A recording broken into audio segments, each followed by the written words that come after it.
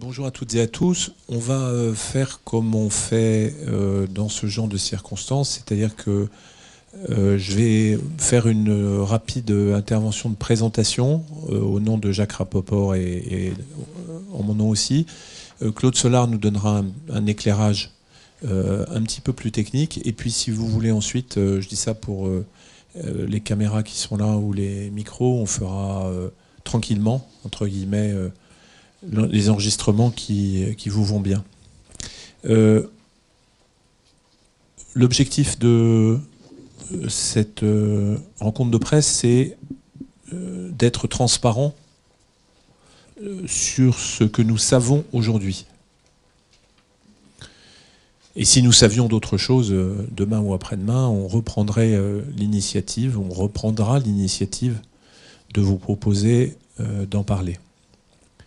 On n'a rien à cacher et on veut donc partager ça avec les représentants des médias.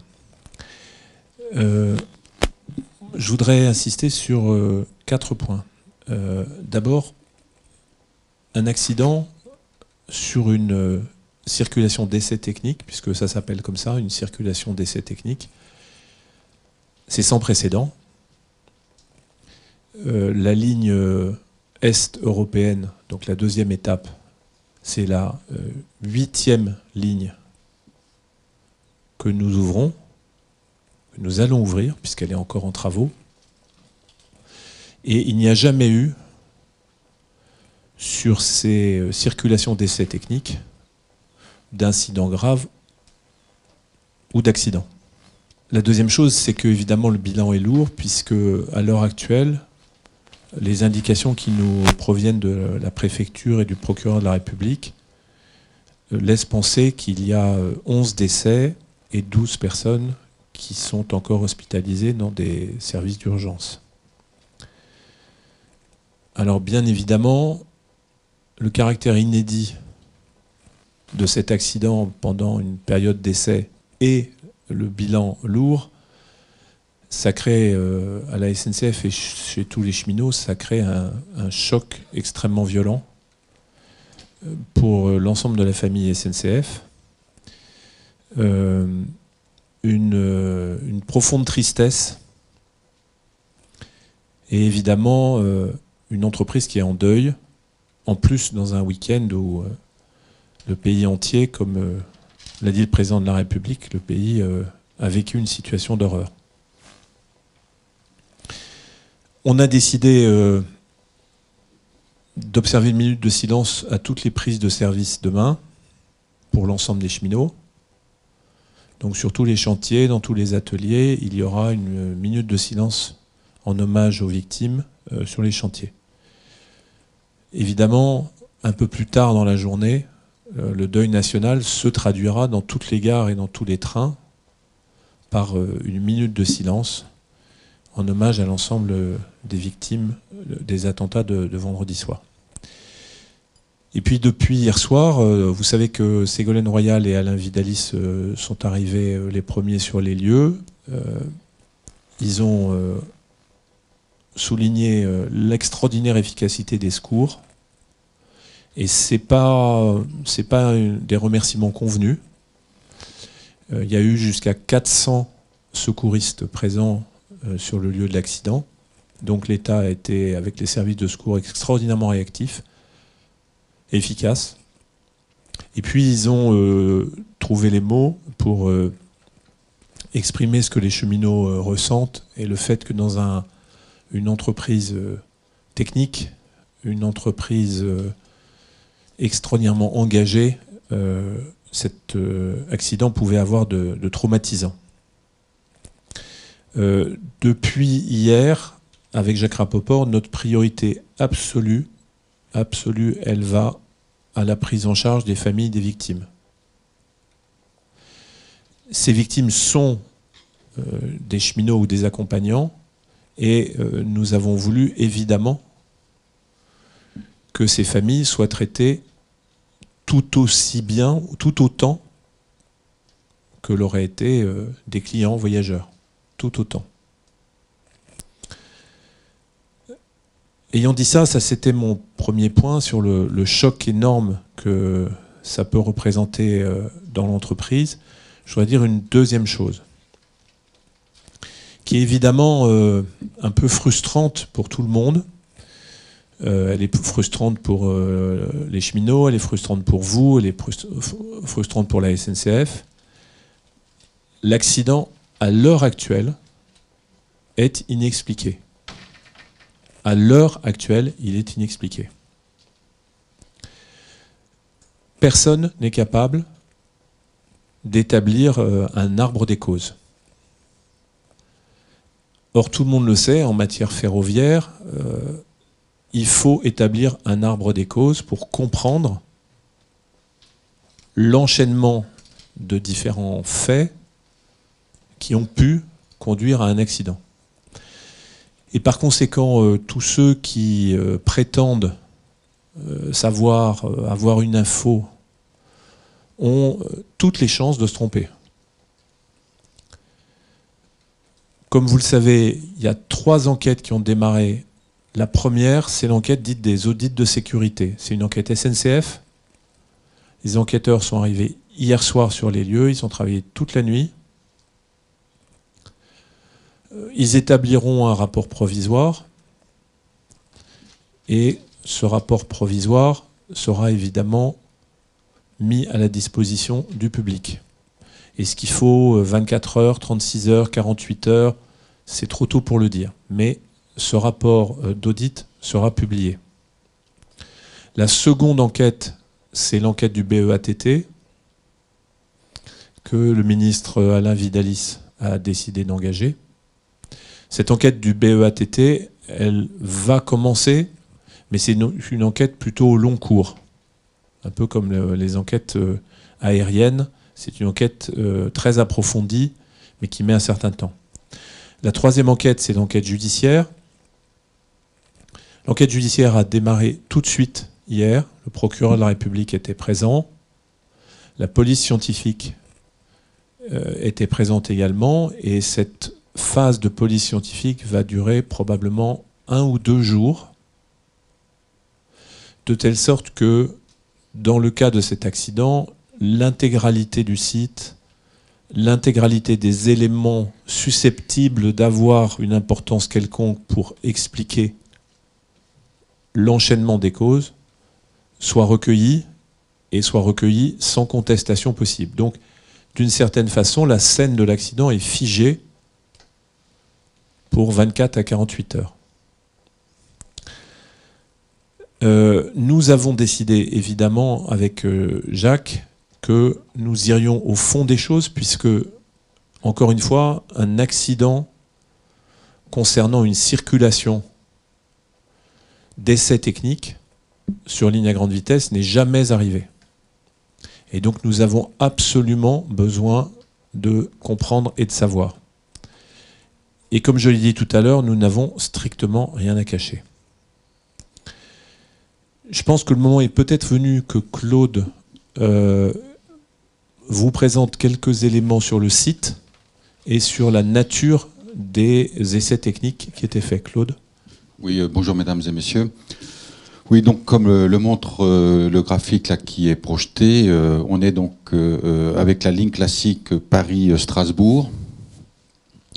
On a en mauve la ligne à grande vitesse future, non mise en service commercial, qui donc fait la jonction entre la première phase du LGV Sud-Est, qui se termine à Baudrecourt, et qui va donc se raccorder tout près de Strasbourg ici, à Vendenheim. Et l'accident s'est produit peu avant, c'est arrivé sur la ligne classique, sur le domaine non exploité d'une ligne qui n'est pas encore homologuée. Donc voilà la situation. Et donc je souhaitais aussi vous indiquer donc quel est l'objet de ces essais et comment pratiquement on s'y prend. Donc c'est des essais qui sont pour nous classiques, puisque c'est la 8e LGV qui est construite et testée suivant ce protocole. Le périmètre des essais, c'est donc la LGV future, deuxième phase que je vous ai indiqué tout à l'heure, donc entre le raccordement de Baudrecourt et Vendenheim, juste avant Strasbourg, ainsi que les 2 raccordements intermédiaires.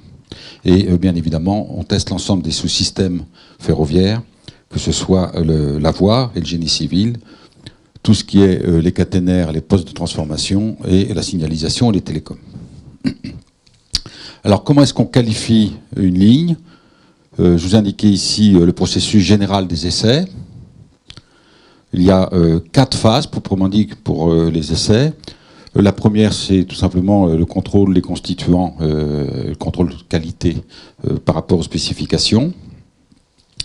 La deuxième phase, c'est la phase de vérification que chacun des sous-systèmes du système ferroviaire fonctionne en lui-même, le poste d'aiguillage, les caténaires, le système voie.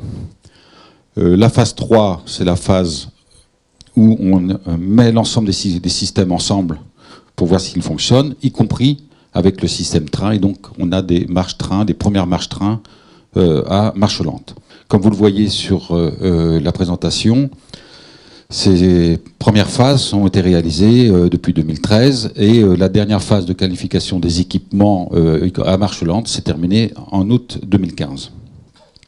Et donc, on est rentré dans la dernière phase, la phase 4, qui est les essais dynamiques de la ligne avec des circulations d'essais techniques qui, là, visent à homologuer complètement et à qualifier la capacité de vitesse de circulation sur la ligne par rapport à la vitesse nominale qui est le 320 km/h.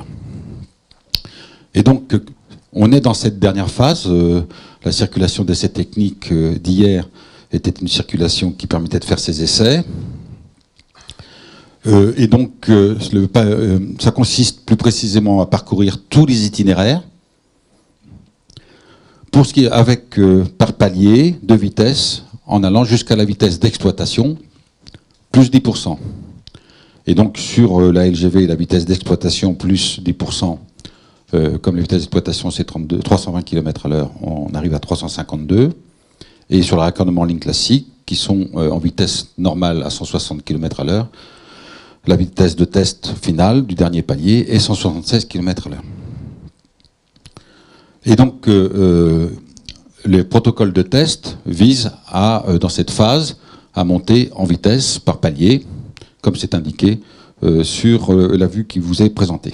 Et après chaque circulation d'essai, et pour homologuer un palier, il faut une dizaine de circulations d'essai. Après chaque circulation d'essai technique, le directeur des essais présent à bord valide la circulation suivante.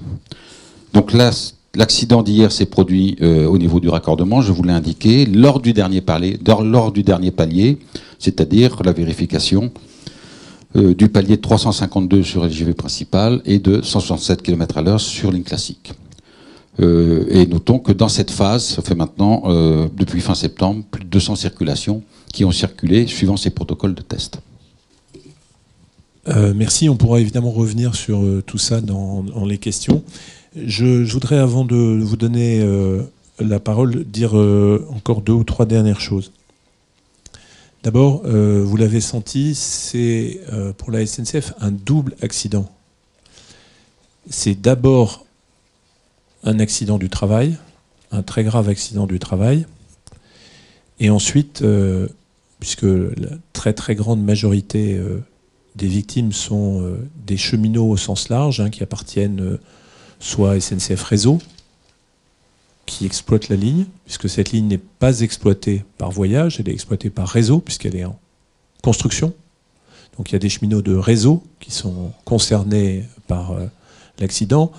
Il y a également des conducteurs, des agents du matériel, de l'agence d'essais ferroviaires.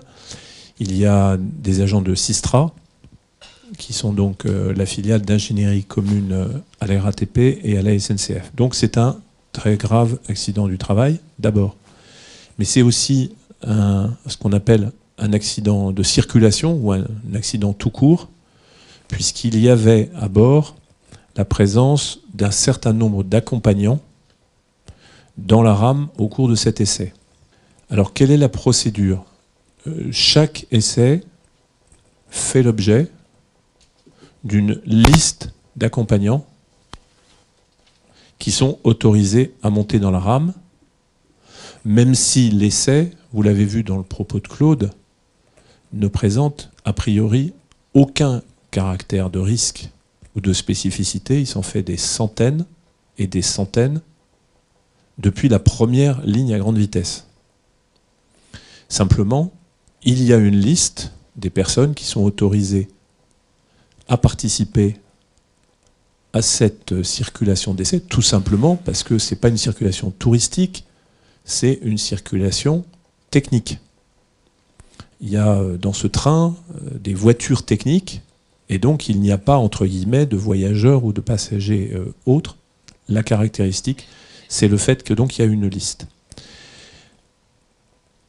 Cette liste, elle a été transmise aux enquêteurs, et c'est évidemment les enquêteurs qui détermineront la cohérence entre cette liste de personnes autorisées et les personnes à bord. Donc ça relève de l'enquête. Qu'il s'agisse de cheminots ou qu'il s'agisse d'accompagnants, qu'il s'agisse de gens sur la liste ou qu'il s'agisse de gens pas sur la liste, en toute hypothèse, dans tous les cas, la SNCF assume sa responsabilité vis-à-vis de toutes les victimes, que les victimes soient des victimes de l'accident du travail, que j'ai cité d'abord, ou des victimes de l'accident de circulation que j'ai cité ensuite. Donc dans tous les cas, la SNCF assume ses responsabilités.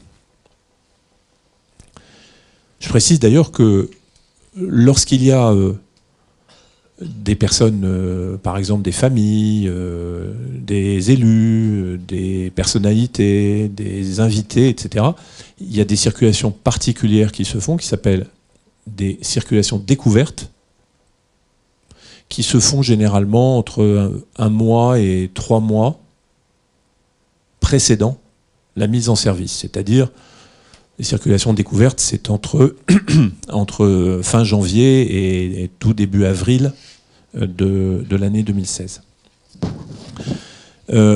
Enfin, je pense qu'il y a une question, et je terminerai par là cette petite présentation, il y a une question évidemment qui intéresse tout le monde, qui est: est-ce que cet accident aurait pu se produire en service commercial avec des clients à bord? La réponse est non, pour une raison très simple, c'est que lors des circulations commerciales, dès le premier jour, dès le premier train, les systèmes automatiques de sécurité du train, dont par exemple le contrôle de vitesse par balise, les détections tripodes, les balourds et autres boîtes chaudes, tous les systèmes automatiques de sécurité du train arrêtent le train à l'instant même où il y a une anomalie. Ces systèmes, bien évidemment, pendant la phase d'essai, ne sont pas actifs. Et donc il y a une différence fondamentale entre une circulation d'essai et une circulation commerciale. En circulation commerciale, tous les automatismes de sécurité sont actifs et en phase d'essai, ils ne le sont pas.